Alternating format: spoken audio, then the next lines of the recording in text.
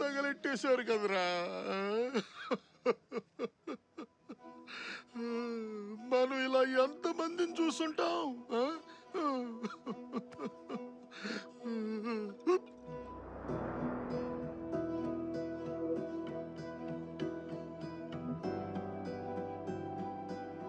5 ఏళ్ల క్రితమే ఆయన ఫైల్స్ అన్ని క్లోజ్ అయిపోయాయి. తర్వాత ఆయన రికార్డ్స్ ఏమయ్యాయో మాకు తెలియదు. యాక్చువల్గా ఆయన సడన్గా రిజైన్ చేశారు.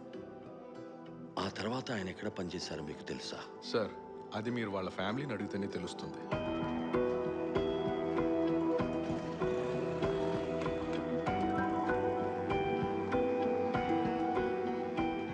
ఇదే రాజశేఖర్ ఒరిజినల్ డెటాప్సీ రిపోర్ట్.